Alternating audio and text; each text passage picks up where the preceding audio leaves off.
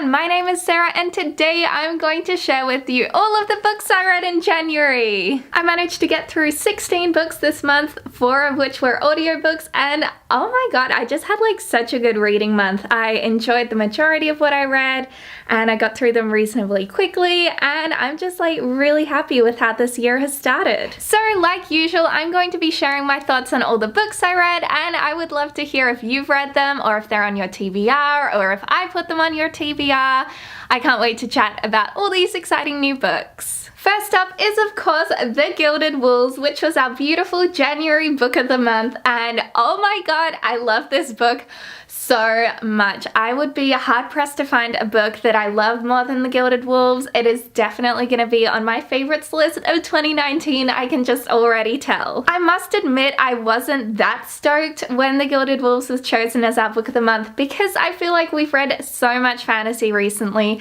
and I've never read any of this author's other books, and I heard it was like Six of Crows, but I'm like, is it going to be too similar? Is it going to be a ripoff? Will I enjoy it? I honestly went into this book knowing nothing about it and I was just blown away. I did find the world building a little bit tricky to understand, and at some parts I was a bit lost in this new fantasy version of France, but what I loved this book for was just the wholesome group of friends. They were so adorable. Severin, Layla, Hypnos, Enrique, oh my god, all of these gorgeous, glorious characters. I loved them all so much.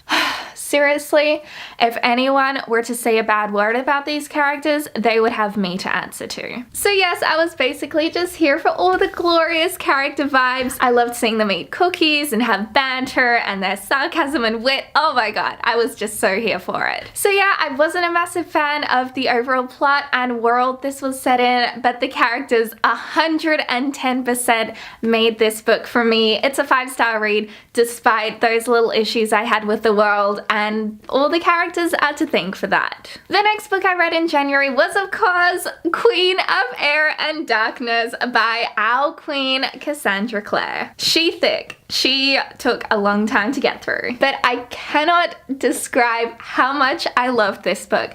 Just thinking about it makes me want to burst into tears because it was so emotional and cute, and Ty and Jace and Clary and Emma and Julian.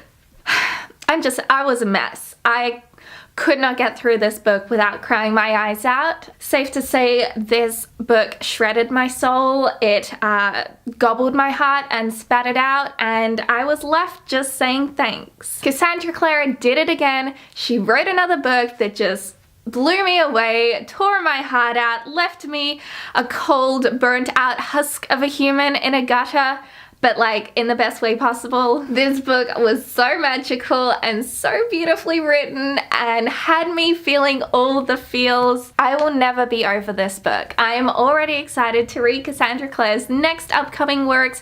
I know that she's got like heaps of books coming out in future, so I'm really excited to get my hands on them. The next book I read was The Graveyard Book by Neil Gaiman. I know, how could I have not have read this book earlier? It's been on my TBR for literally like 8 years. And it's the first Neil Gaiman book I've ever read. I know. I'm a fake reader. I can't believe it either. But I adored this one as well. As you could expect for a Neil Gaiman book, I am a massive fan of his work now. I've loved him ever since he wrote that Doctor Who episode, but now I love his novels as well, and I cannot wait to read his entire collection. The Graveyard Book is about this boy called Nobody, or Bod, who is taken in by like this ghost family, and he lives in the graveyard for the majority of his childhood. And then he grows up and eventually goes to the outside world and goes to school and makes some friends. It's just such a wholesome, cute read. Oh my god. And you like follow him throughout his childhood to when he's an early teen, and just seeing him grow up and have these interactions with the ghosts, and it was like such a spooky, heartwarming story, and I'm just so excited to read Neil Gaiman's other books. Honestly, if this book is anything to go by, I will absolutely adore them. The next book I read in January was This Is What Happy Looks Like, which is a cute, adorable, fun summer romance, and I loved it. I think I've only read one Jennifer E. Smith book before this one, but I knew that it was gonna be adorable, and I was absolutely correct. I was just in the mood for like a fun, summery contemporary, and that's what I got with this book. It's set in a small coastal town, and it revolves around these two characters who accidentally start sending emails to each other. And then the guy ends up coming to this town because he's an actor and they're filming something there, and then they meet. Oh, it is so good. This book will give you all the summery feels. It is the perfect book to read on the beach, or when you have an ice cream in your hand, or when you're just like sitting on the couch with a tub of ice cream. That also works. 5 stars. The next book I read was 5 Feet Apart, which you may know because it's becoming a movie real soon, and I'm really excited to see it. So of course I had to read the book beforehand, because like that's what us bookworms do. We read the book and then we see the film and then we compare them, and the book is always better. But I honestly have really high hopes for this film. I didn't watch the trailer until after I'd read the book so that I could form these own characters in my mind. 5 Feet Apart follows the lives of 2 teenagers who are living in a hospital, and they both have cystic fibrosis, and they can't get closer than 6 feet apart from each other. It's pitched as like the new The Fault in Our Stars, and I can kind of see those comparisons, but at the same time, it's something unlike you've ever read before. I loved the representation of this illness. It's something I'd never heard of before. I learned so much just from reading that book. But this isn't just an illness book. It is about learning to live with what you've got and to just make the best, fullest life for yourself. It's a book about friendship and romance and love and loss, and it is so good. There was one point when I was walking along the beach and something really dramatic happened, and I just had to stop because I felt like I was gonna burst into tears. So yeah, I definitely recommend having a box of tissues near you when you read this book, because this one is sure to make you cry. I'm kind of scared to watch the film because I know I will be a mess, like on the floor sobbing like The Fault in Our Stars.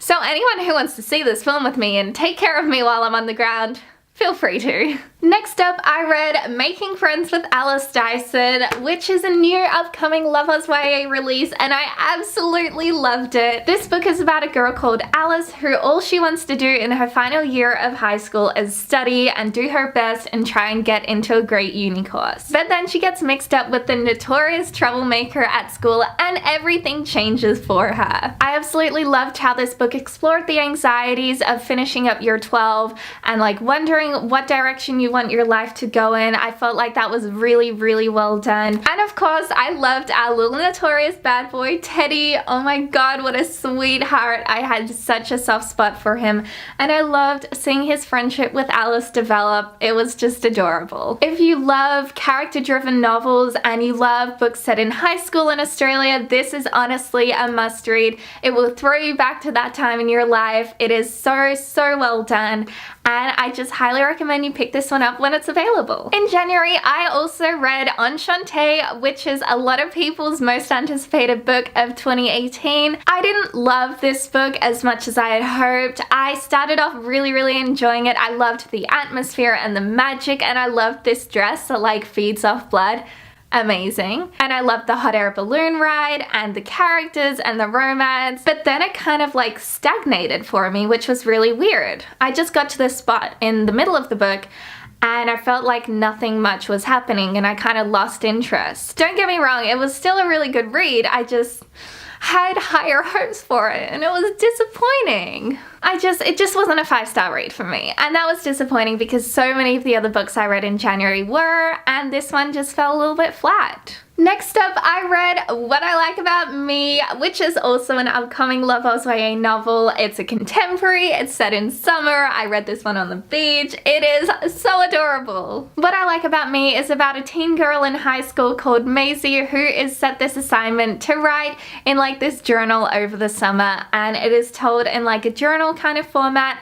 And her voice comes across so well. I felt like she was speaking directly to me. She felt like a teenager, which is so good to see because so many books you're like, you're just an adult trying to be cool. But Maisie's voice, perfect. This book is basically just the diary of a teen summer. Like, good things happen, awkward, cheesy things happen, which has happened to the best of us. It's also about body positivity and loving yourself, and Maisie ends up entering this beauty pageant, and it's just so wholesome and adorable, and I loved the romance, and I loved how things progressed with her friends. There's just so much I loved about this book. This book had me gasping and laughing out loud. It really is a riot. It is so much fun to read. It was so heartfelt and honest and raw, and I just loved every second of reading it. Honestly, this book has to be on your radar. Another book I read in January was Devoted by the same author of Moxie, which I absolutely adored. I didn't even know Devoted was coming out until I got it in the mail, but I couldn't have been more excited to open that package and see that Devoted was inside. Devoted is about a girl called Rachel who has lived with her family in this very religious environment for her whole life. Her family decides who she can marry and what she can wear, and her choices in life are really restricted. The religion and the community in this book are portrayed as a cult, and it's really quite scary to read about this book and know that there are some places out there where this actually happens, where women don't get the right to, you know, choose who they marry and choose what they wear and just choose their own path in life. But then a girl who escaped her religion cult thing comes back to town, and everything in Rachel's world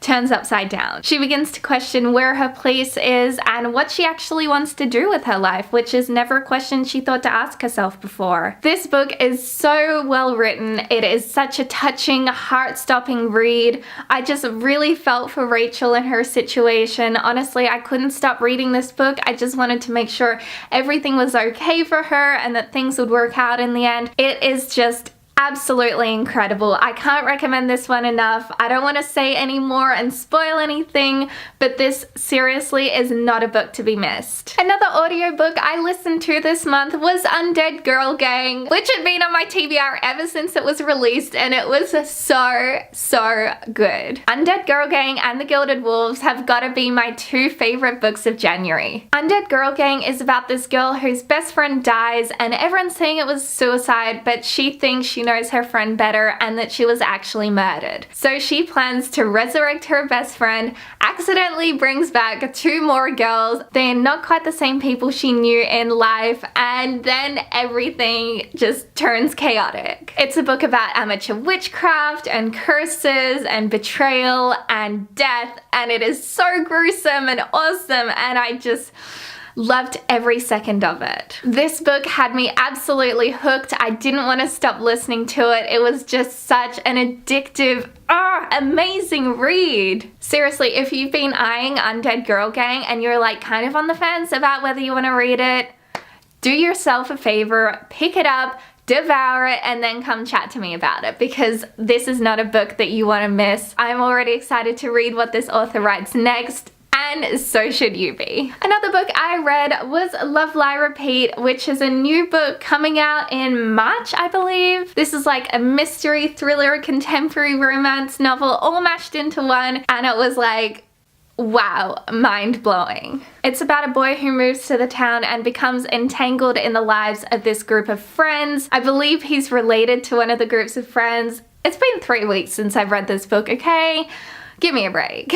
But our protagonist gets to know him more closely, forms a little bit of a crush on him, but the problem is there is a dark side to him that not many people know about, but there are rumors about, and she doesn't know whether to believe him or not. People say that he started fires and put people's lives in danger, and our protagonist doesn't know whether to believe them, but then it starts happening in her very own neighborhood at her very own school. This book was super addictive. I really wanted to know what was going to happen, so I was just racing through the pages trying to figure it out. I didn't know who to believe, and then it ended exactly how I wanted it to. It was so satisfying. But yeah, overall it was like a fun read, and I really enjoyed just curling up on my bed and reading it as it got darker and darker outside. It was a little bit creepy too, so that was fun. The next book I read this month was Watch Us Rise, which is a co-authored book about feminism and empowering people, and it was fabulous. We've all read those feminist types books like Moxie and Amelia Westlake and everything, but Watch Us Rise was truly incredible and not one to be missed. It's about these two girls who start to pick up on more of the microaggressions that they face in their very own school and decide to start their own club. They start writing blog posts that call out these people and their actions and aim to educate the student body. They do face a little bit of backlash, of course, but they rise up better than ever, and I just really respect these two characters. How dare they be fictional? We need more people like them in our lives. Next up, I read Fated by Terry, which you may recognize as the prequel to Slated, which I read and loved. Fated, however, didn't really find that sweet spot inside of my heart. I couldn't love it as much as I loved Slated. Maybe because it was a little too real. It takes place in a post-Brexit world, and it's terrifying. Literally think of all the bad things that could happen because of Brexit, and they happen in this book. And it feels so real and like a real possibility. It's very alarming. It was still good. I liked reading about the characters and stuff, but just this world. No thanks, not for me. Another book I read in January is Jack of Hearts and Other Parts. Oh my god, loved this one. It was so good. If you've watched You or Sex Education on Netflix, imagine those smushed together with a little bit of Queer Eye thrown in. Perfect. Jack of Hearts is about this fabulously gay boy in high school who is unashamed, he is proud that he's gay, he is sex positive, and it's just incredible. Jack is just living his best life, but then he decides to start an online advice column where he answers questions and gives out educational advice to different people, but then he starts receiving mysterious notes in the form of love letters that are really creepy. These love letters basically blackmail him into not being the person he is anymore. His secret admirer supposedly loves him, but they don't love this unashamed queer life that he's living. So they want to kind of shut him down and turn him into a different person, and it's honestly terrifying. But in amongst all the thrilling elements that make this book unputdownable, there is so much education in this. There's so much knowledge and wisdom passed on to the reader, and I just loved every second of it. Jack is one of my new favorite characters. I absolutely loved this book, and I just highly recommend it. The second to last book I read this month was Truly Devious.